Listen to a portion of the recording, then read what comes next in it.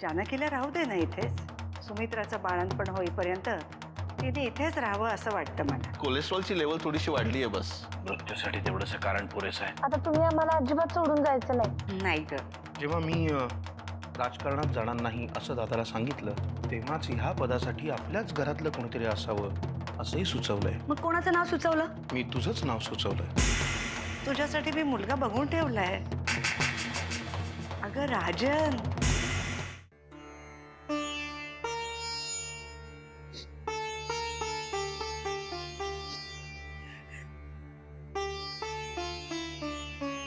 जानकी, काय ग, काय झालं? का रडतीयस? काय नाही. अगं बोल ना, काय झालं? काय नाही, डोळ्यात धूळ गेली होती ना म्हणून. जानकी, माझ्याशी खोटं बोलू नकोस. काय झालं सांग बरं. आत्याबाईंनी आता मला बोलवलं होतं. मग ओरडल्या का त्या? नाही, ओरडल्या नाही, पण म्हणाल्या की अगं बोल ना पटकन, काय म्हणाल्या? नाही सांगणार आहेस का? ठीक आहे, मी त्यांना जाऊन विचार. नाही नाही, नको नको. त्या म्हणाल्या की आता माझं लग्न करायला पाहिजे म्हणून.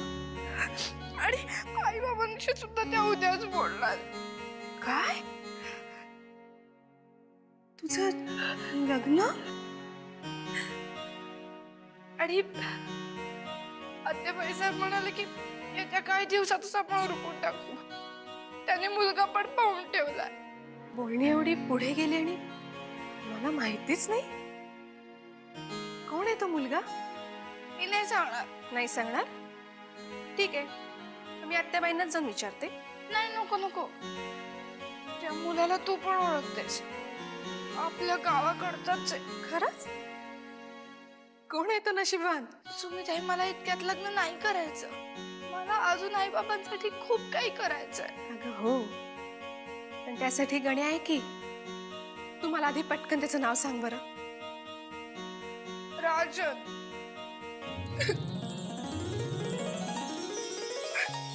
तुला खरंच लग्न नाही करायचं का? तसं असेल तर मी बोलते आत्याबाईंशी. नाही नाही, मी तुझ्यासमोर हात जोडते. त्यांच्याशी काही नको बोलू, मला त्यांची फार भीती वाटते. जानकी, लग्न हा आयुष्यभराचा प्रश्न असतो. कुणाला तरी घाबरून तू हा निर्णय नको घेऊस. आणि काय ग, तो राजन आवडतो ना तुला? सगळेजण असं का बोलता? आमच्या तसं काहीच नाहीये. हवं तर तू त्यालाच विचार. जानकी, आत्याबाई जे काही करतायत ते तुझ्या भल्यासाठीच करतायत, हो की नाही? आणि आज ना उद्या तुला लग्न करावंच लागेल. खूप पण असंच बोल. वेळाबाई,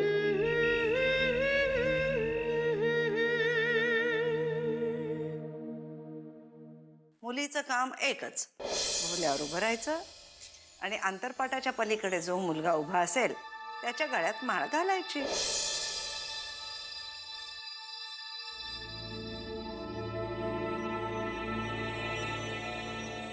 काय ते चिरून चिरून त्या कांद्याचं पीठ करतीस की काय? कुठं काय?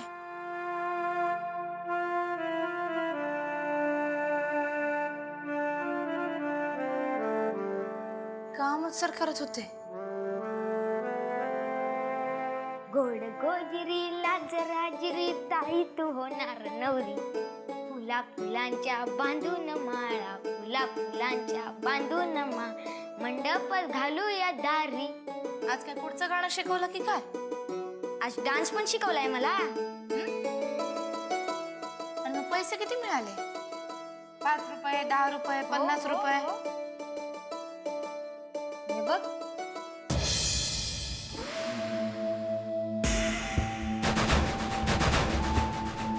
₹500. एवढे पैसे कसे काय दिले? मी आधीच सांगतोय हा. मी दारूचे ग्लास बीस काय भरले नाही आणि पान पण नाही आणले. पण मग काय पांडुरंगाची आरती म्हणत होता म्हणून खुश होऊन एवढे पैसे दिले? आज मी त्यांची मॉलिश केली. गण्या, खरं खरं सांग नाहीतर या वेळेला लाथा मुक्क्याने बडवून काढे. तू म्हणाली होतीस ना की तसली कामं करायची नाही म्हणून मी असली कामं सुरू केली. याच्यात काय वाईट आहे? गण्याचे असं तोंड चालू नको. मला एवढंच सांग की 500 रुपये का एवढ्याशा कामाचे? ते तू त्यांनाच जाऊन विचार ना. गण्या, गण्या, अरे खरं खरं सांग बरं मला. घे पांडुरंगाची शपथ. तुझं काय नसतं पांडुरंग पांडुरंग चाललंय. परशुराम साहेबांची मॉलिश केली, ते खूप सुस्तावले होते. मग त्यांनी बक्षीस म्हणून ही नोट दिली माझ्या हातात. अरे पण 500 रुपये त्यांनी तुला दिल्यानंतर तेव्हाच का नाही तू त्यांना परत केले? अगं ते झोपले होते ना, मग कसं उठवणार? गण्या, तुला माझी शपथ आहे. आत्ताच्या आत्ता जा आणि ते पैसे परत देऊन ये. पण ते झोपलेत ना. जा म्हटलं ना, जा.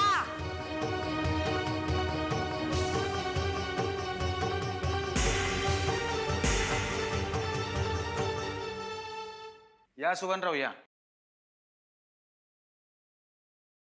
या या. या सुभानराव या. काय सगळी व्यवस्था ठीक आहे ना? तर आम्ही काय बोलणार भाई साहेब, तुमच्या रूपानं परमेश्वरच भेटलाय बघ. नाही नाही नाही नाही अहो, परमेश्वराच्या शेजारी नका बसवू आम्हाला. आम्ही सुद्धा तुमच्यासारखी साधी माणसंच आहोत. आत्याबाई, सध्या तरी यांची व्यवस्था राजनला दिलेल्या खोलीतच केली. पण तिघांची गैरसोय नाही ना होणार तिथे? आत्याबाई साहेब, हो आतापासून 10 फुटाच्या खोपटात राहत होतो, त्या मनानं ही खोली म्हणजे बरं, पुरे पुरे पुरे. तुम्हाला धोतर जोडी आणि रखमाला साडी ही आम्ही आमच्या आनंदासाठी देतो आहोत. याच्याबद्दल आभार वगैरे काहीही मानायचे नाहीत. आत्याबाई साहेब, अहो हा तुमचा मोठेपणा, पण आम्हाला काही चाड आहे की नाही? सुभानराव वाकनीस काय बोलले तुमच्याशी? नाही, अजून तरी काही बोलणं झालेलं नाही. बर सुभानराव, जी. मला आज तुमच्याशी एका अतिशय महत्वाच्या विषयावर बोलायचंय. आई काय म्हणतो? तो नाही केली तू? काय केली चोरी? चोरी करतो. आता काय झालं हिला? चला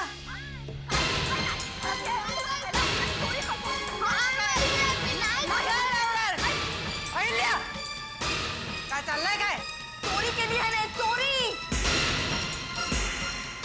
अहिल्या, ए गण्या, अरे वहिनी साहेब काय म्हणतात? तू काय विचारतोय? तुला तुझ्या मुलाचे गुण माहित नाहीयेत का? वड्याचं तेल भांग्यावर काढू नकोस. का काढू नको? बाहेरची घाण घरात आणण्याआधी विचार करायला हवा होता. अन्न मिळायची तारंबळ होती, तिथे समोर एवढं घबाड दिसला, नजर फिरणारच. वहिनी साहेब, तू तुमच्या मोर हात जोडतो, पण काय झालं ते तरी सांगा. परशु भाऊजींच्या खोलीत घुटमळत होता. मी हटकलं तर पळायला लागला. म्हणून 2 थोबाडीत लगावले तेव्हा कळलं. हातात ही 500 रुपये होते.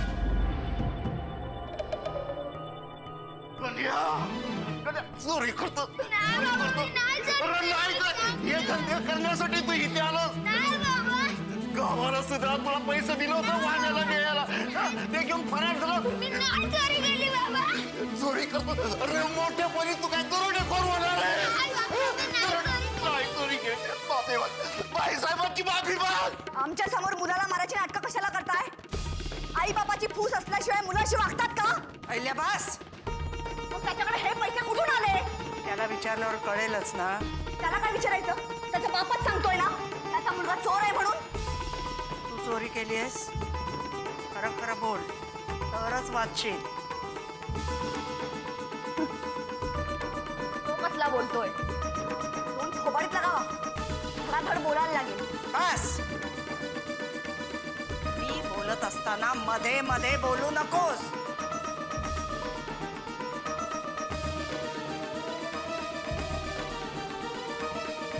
गणेश, तू पैसे चोरलेस? नाही आता पैसा.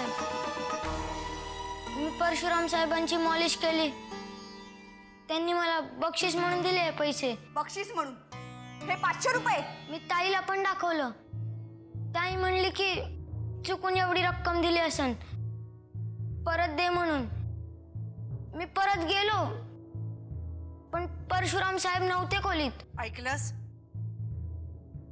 आत्याबाई तू सांगतोय आणि तुम्ही ऐकताय काय? त्याला आणि त्याच्या बापाला पोलिसात द्या. काट्या बोल ना आता.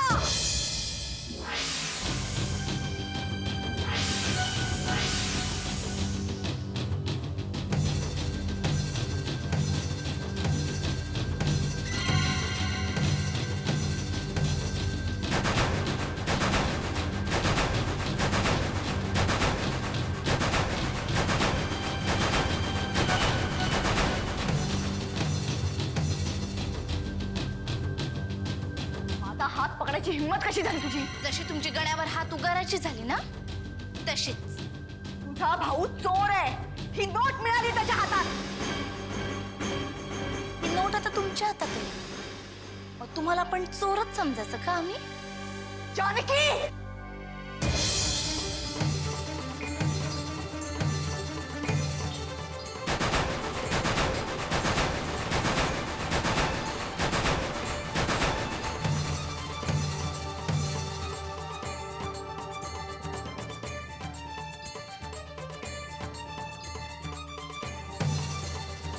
माझं काही चुकलं असेल तर मला मारा, बोला.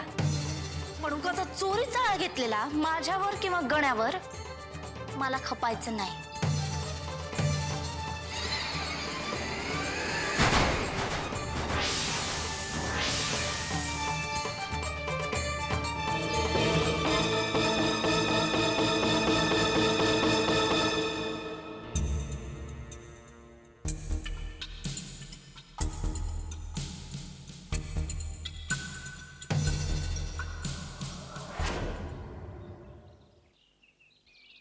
आता बोल, काय केलंस?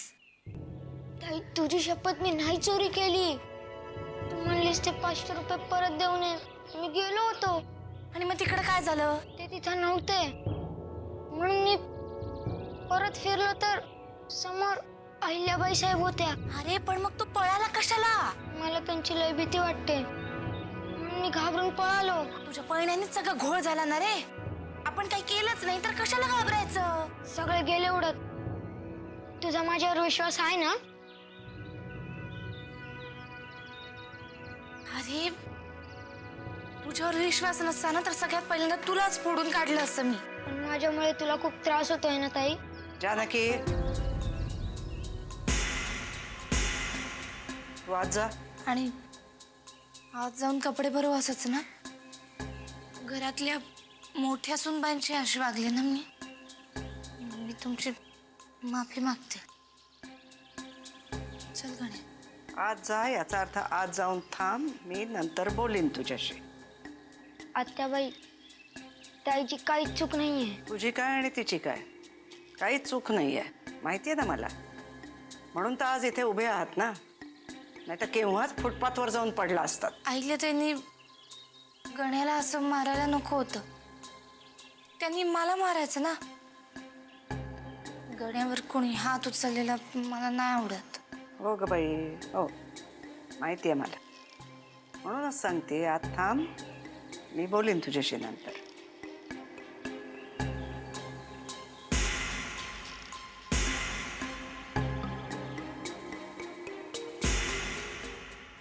अहिल्या, मी बोलली तिच्याशी. मी म्हणते तुम्ही तिच्याशी बोलायला गेलातच का? मला स्वतःच तिचं थोबाड फोडायचं होतं. वहिनीबाई, एक डाव माफी करा. हो, लहान पोर आहेत ती. हे बोलताना लाज वाटली पाहिजे. आत्ता माफी मागण्यापेक्षा तेव्हा तिचं थोबाड का नाही फोडलंस?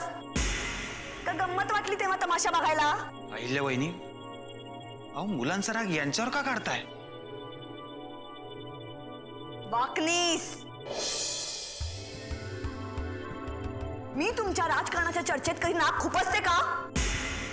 मग माझ्या या वादात मध्ये बोलण्याची काही एक गरज नाहीये. अहिल्या शांत हो. शांतच आहे मी, शांतच आहे. म्हणून हा माणूस अजून या घरात उभा आहे. नाहीतर कधीच हकलवून लावलं असतं ह्याला. सुभानराव आपले पाहुणे आहेत. पाहुणे असतील तर पाहुणचार झाल्यावर जा म्हणावं. नाहीतर असं का नाही करत? त्यांना आपल्या चाव्या द्या, म्हणजे नंतर दरोडा घालायला मोकळे. अहिल्या,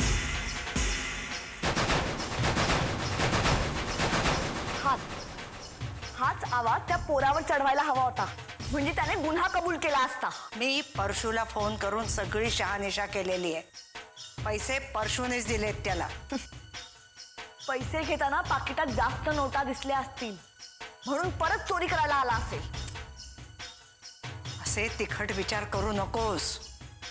मन संशयी होतं मग, आणि स्वतःचाही संशय घ्यायला लागतं. अच्छा, म्हणजे तुम्ही त्या पोराला आणि तिला हकलून नाही देणार. गुन्हा नसतानाही एखाद्याला त्रास देणं ही आपली परंपरा नाहीये. घरच्या सुनेला त्रास व्हावा म्हणून ही अशी चित्र विचित्र माणसं घरात आणून त्रास द्यायची परंपरा चांगली आहे. वहिनी साहेब, मी पोरासनी घेऊन जातो, पण तुम्ही ए, मला शिकवायची गरज नाहीये. हा, चल चालता हो इथून. अहिल्या, घरात आलेल्या पाहुण्यांचा असा अपमान करायचा नाही. माझा हात धरून ह्याच्या पोरीने माझा अपमान केला त्याचं काय? स्वतःचा मान स्वतः राखायचा असतो.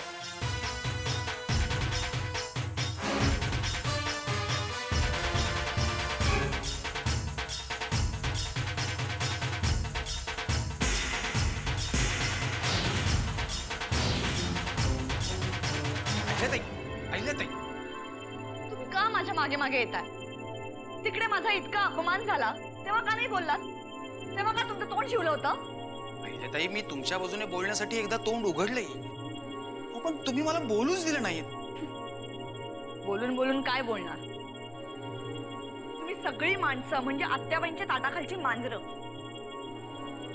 मला एक कळत नाही, त्या मोलकर्णीला काय सोनं लागलंय का? जो येतो तिचा गुंडांडा सुटतो. ताई, मला असं वाटतं की आत्याबाई जे काही वागले ते तुमच्या हितासाठीच. वा वाकनीस वा. हे सुद्धा तुम्हाला आत्याबाईंनीच पढवून पाठवलेलं दिसतंय. तुमच्यासारख्या हुशार आणि राजकारणाचं बाळकडू प्यालेल्या स्त्रीला ही गोष्ट कळू नये म्हणजे आश्चर्य आहे. म्हणजे आत्याबाई जे काही बोलत होत्या ते तुमच्या फायद्यासाठीच बोलत होत्या. माझ्यावर विश्वास ठेवा. वाकनीस, तुम्हाला जे काही बोलायचे ते स्पष्टपणे बोला. म्हणजे तुम्हाला या सगळ्या प्रकरणाचा इलेक्शनच्या वेळेला खूप त्रास झाला असता. उद्या जर ही मुलगी बाहेर जाऊन सांगू लागली की किल्लेदारांच्या घरामध्ये नोकर माणसांना अशी वागणूक मिळते, इथे समाजातील आर्थिकदृष्ट्या मागासवर्गीय घटकांशी अशी पिळवणूक होते, तर आपल्याला खूप मोठं नुकसान सोसावं लागलं असतं. इलेक्शन? हो. कसलं इलेक्शन? म्हणजे अहिल्याताई, तुम्हाला अजून माहितीच नाही का? हो, वामनरावांनी आमदारकीसाठी नापसंती दाखवल्यानंतर त्या मतदारसंघाचा भावी आमदार म्हणून साहेबांनी तुमचं नाव घोषित करायचं ठरवलंय.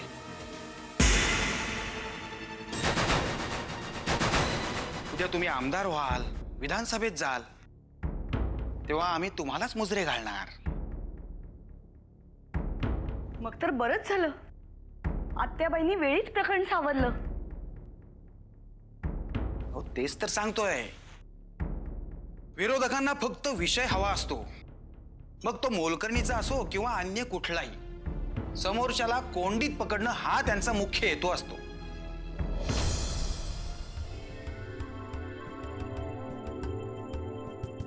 हेही मला म्हणाले होते, पण तेव्हा माझा विश्वासच बसला नाही. एवढंच नाही तर साहेब पुढे जाऊन असंही म्हणाले, अहिल्याताईंना राजकारण शिकवण्याची गरजच नाहीये, ते त्यांना वारसा हक्कानेच मिळालंय. एक दिवस महिला आमदार म्हणून फार मोठं नाव कमवतील त्या.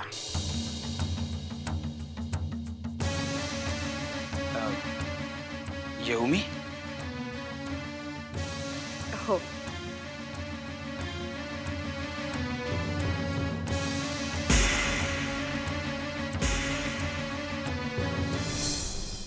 आता जे काही झालं ना ते विसरून जा. गैरसमज झाला होता हो, त्यातून आमच्या या सोनबाई म्हणजे जरा जास्तच तापट.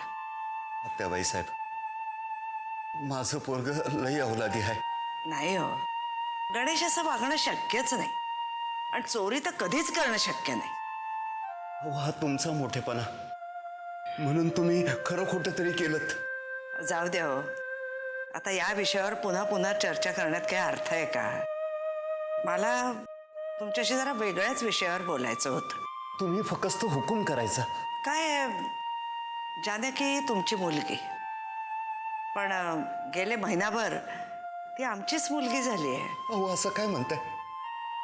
तुमची मुलगी समजूनच तुमच्या पायावर घातली. हो बाईसाहेब, आता ती तुमचीच. हो, पण तिच्या आयुष्यातले महत्वाचे निर्णय मी नाही घेऊ शकत. तो अधिकार तुम्हा आईवडिलांचाच आहे. आणि आईबाप फक्त नाव वापरतेच. आणि आईबापाचं कंचबी कर्तव्य नीट पार पडू नाही शकलो. नाही नाही, असं नका म्हणू. अहो, बरे वाईट दिवस सगळ्यांनाच येतात, त्यातूनच तर माणूस कळतो ना.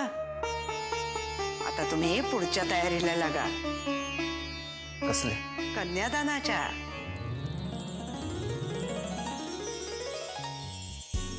मुलगी मोठी झाली ना आपली. आत्याबाई साहेब, हो तुम्ही तिला आपली म्हणालात यातच समजा आलं. हो, पण कन्यादानासाठी फक्त पैका सुद्धा या बापाजवळ नाही. अशा गरीबाची पोर कोण पदरात घेईल? आम्ही तिच्या लग्नाचा सगळा खर्च करू. मुलगी बांधली आहे ना तिला. खरं तर आम्ही तिच्यासाठी एक मुलगाही पाहून ठेवलेला आहे.